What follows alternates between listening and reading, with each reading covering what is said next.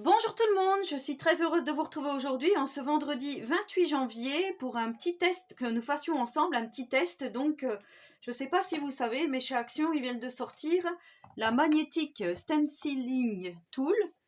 Donc, c'est une planche aimantée composée d'aimants et d'une règle et c'est fait pour maintenir vos pochoirs quand vous faites donc du pochoir. Alors, je l'ai eu par hasard, vraiment par hasard, hier. J'y allais toujours pour chercher les fameux blocs 30-30 que je souhaiterais avoir. Et du coup, il y avait ça juste à côté des blocs. Donc, il n'y avait pas les nouveaux blocs, mais il y avait ça par contre. Alors, il est à 4,29 €. Donc, je me suis dit, je vais le prendre pour le tester avec vous. Alors, je ne l'ai pas du tout ouvert. Je vais ouvrir ça avec vous. Déjà, en premier lieu.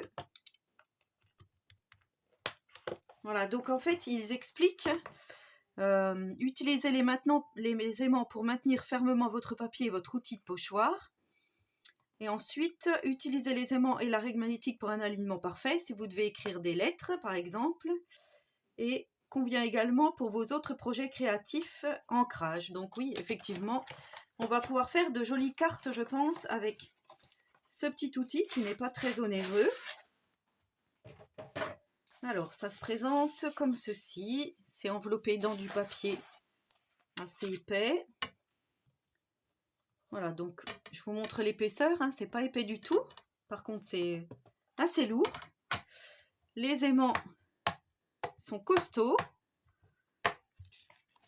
Et ça aimante parfaitement. Donc voilà, après, là on a la petite règle. Donc voici, oui, c'est bien. Hein.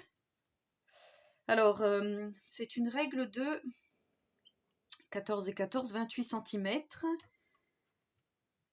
Ah si, ça a l'air de bien fonctionner. Donc en fait, on va essayer ensemble, hein, tout simplement. Alors je vais poser...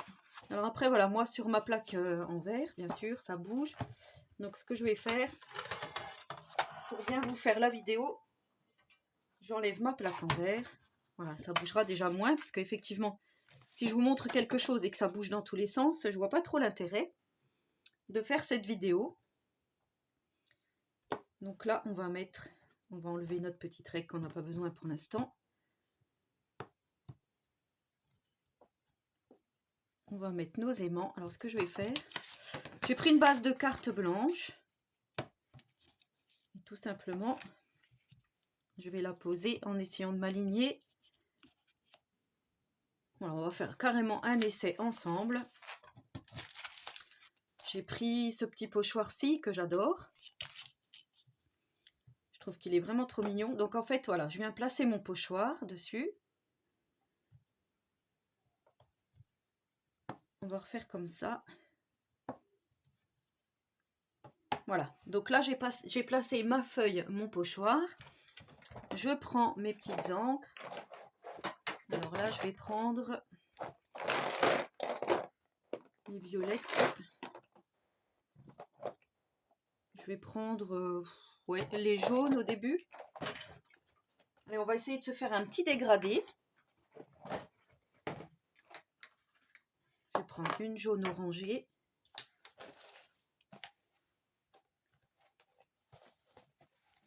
Voilà, comme ça on teste ensemble, on voit ce que ça donne, si c'est bien ou pas. On fait un genre de petit crash test. Hein. Alors je prélève mon produit.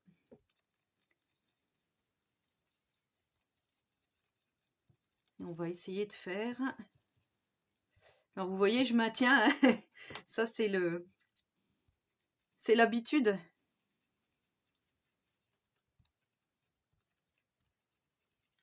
Donc ça a l'air de fonctionner. Ensuite, je vais passer sur un orange. On va prendre celui-ci. Du coup, voilà, je vais préparer en même temps un petit fond de carte.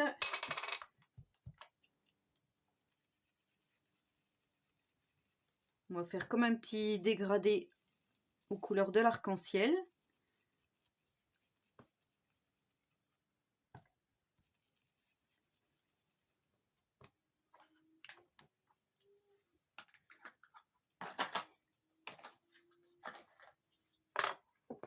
Voilà, ensuite je prends presque un rouge.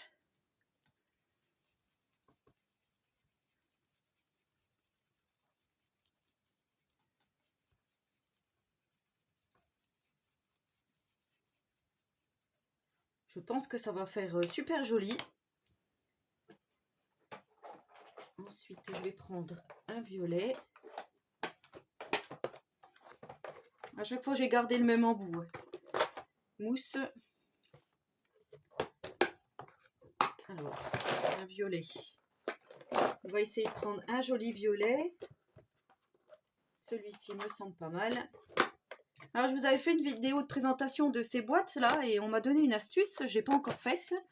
C'est de couper ici, avec un outil spécial, hein, genre de type Dremel, parce que c'est quand même du plastique assez dur, de couper donc pour plus avoir une seule encre par case. Donc, je crois que c'est ce que je vais faire, parce que je trouve que c'est une bonne idée. Donc, je vous la partage en même temps.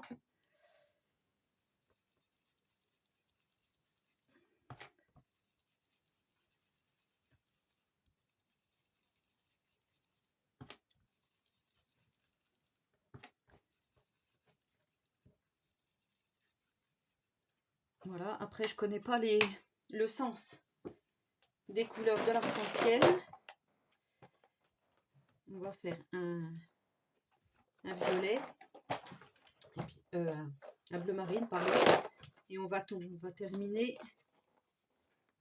Alors on va prendre celui-ci, le saphir. Je vous dirai après toutes les couleurs que j'ai utilisées. Alors celui-ci est nacré. Oh, ben il est bien bleu en tout cas.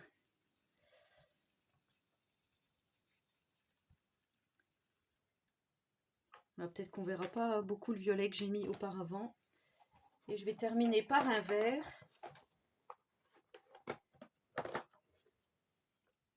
Je vais prendre peut-être celui-ci.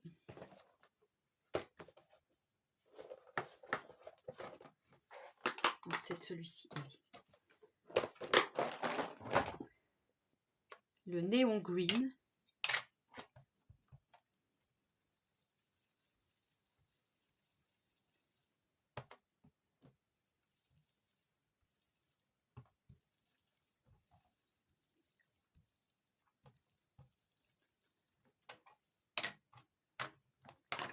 Voilà, donc ensuite on va enlever nos aimants. Waouh, regardez ça comme c'est super joli. Voilà ce que l'on obtient. Donc on va pouvoir réaliser une jolie carte, hein, ça va nous faire un joli fond de carte. Ça fera certainement l'objet d'un prochain tuto. Et je voulais essayer sur du craft pour voir si ça marchait aussi. Je vais prendre une base de cartes craft.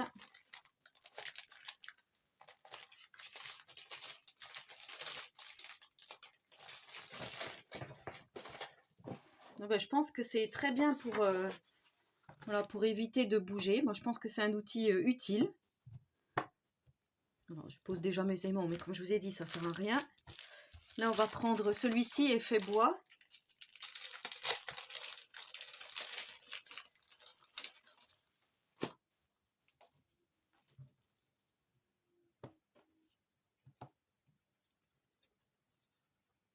Alors, par contre, je vais prendre ma vintage, mon encre vintage Distress. Voilà, donc j'ai pris deux Distress Ink, la Vintage Photo et la Walnut Stain. Et on va essayer de se faire des petites écorces d'arbres. Bon, après, c'est le pochoir, vous voyez, qui glisse un peu.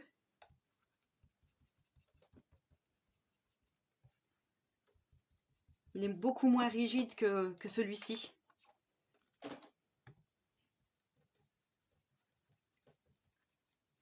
Mais en tout cas, ça ne bouge pas de la plaque.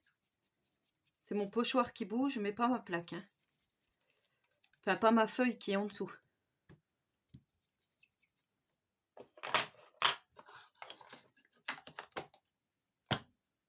Voilà.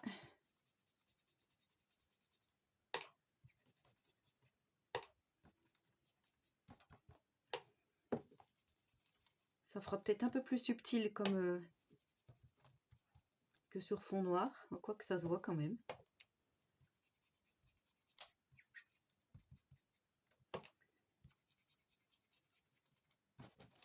Pour une créa vintage.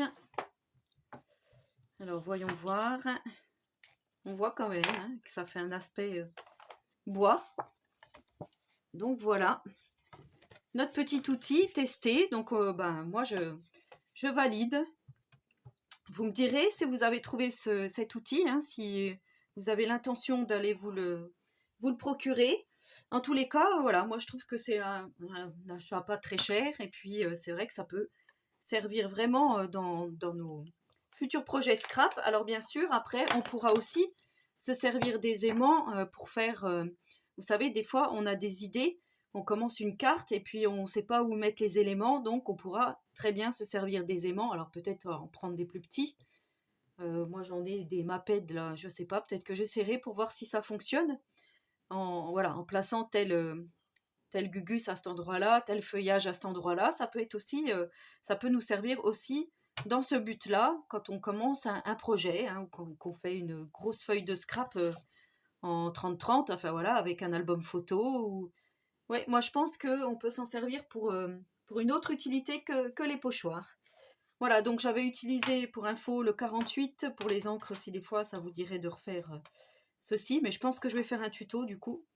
Le 65, le 57 et le 47. On a l'impression que je joue au loto. Non, non, ce n'est pas les numéros du loto. Voilà, vous voyez le coup. Vous voyez le coup que ce soir, ce soit ces numéros-là. Non, je plaisante. Et donc la règle, c'est vrai que je ne vous ai pas montré, mais on pourra aussi placer donc cette règle et venir écrire ici. Alors soit avec des lettres, des tampons en bois, enfin voilà, si on veut bien placer notre tampon, je pense qu'il y a moyen de bien mettre le tampon à cet endroit-là. J'en ai pas sous la main, donc je ne peux pas vous montrer. Mais voilà, ça maintient aussi pour être droit, hein, de s'aligner sur les petits traits et d'écrire par exemple le mot love ou voilà, bien au centre, bien en bas, enfin bien droit. Voilà, en tous les cas, ça aimante bien, c'est vraiment bien. Voilà, n'hésitez pas donc à me laisser un petit commentaire, j'y répondrai volontiers. J'espère que cette vidéo vous aura plu.